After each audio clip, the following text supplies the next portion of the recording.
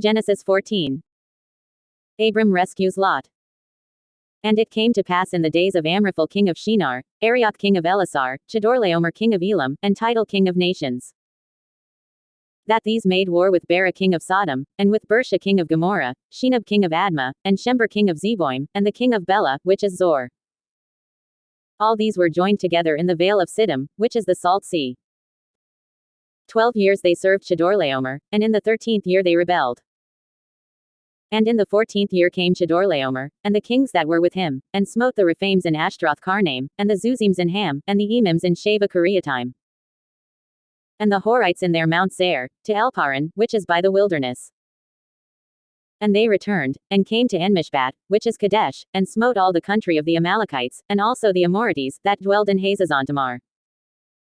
And there went out the king of Sodom, and the king of Gomorrah, and the king of Admah, and the king of Zeboim, and the king of Bela, the same as Zor winking face, and they joined battle with them in the vale of Siddim, with Chedorlaomer the king of Elam, and with Tidal king of nations, and Amraphel king of Shinar, and Arioch king of Elasar, 4 kings with 5. And the vale of Siddim was full of slime pits, and the kings of Sodom and Gomorrah fled, and fell there, and they that remained fled to the mountain. And they took all the goods of Sodom and Gomorrah, and all their victuals, and went their way. And they took Lot, Abram's brother's son, who dwelled in Sodom, and his goods, and departed. And there came one that had escaped, and told Abram the Hebrew, for he dwelled in the plain of Mamre the Amorite, brother of Eshel, and brother of Aner, and these were confederate with Abram. And when Abram heard that his brother was taken captive, he armed his trained servants, born in his own house, 318, and pursued them to Dan. And he divided himself against them, he and his servants, by night, and smote them, and pursued them to Hobah, which is on the left hand of Damascus. And he brought back all the goods, and also brought again his brother Lot, and his goods, and the women also, and the people.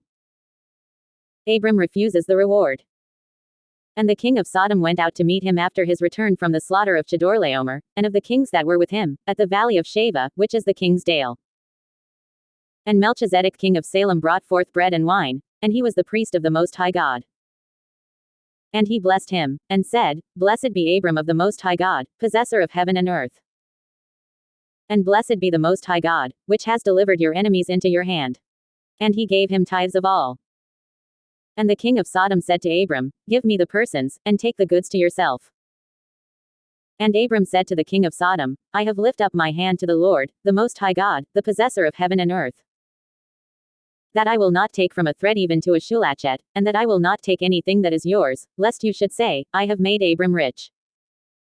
Save only that which the young men have eaten, and the portion of the men which went with me, Aner, Eshel, and Mamre, let them take their portion.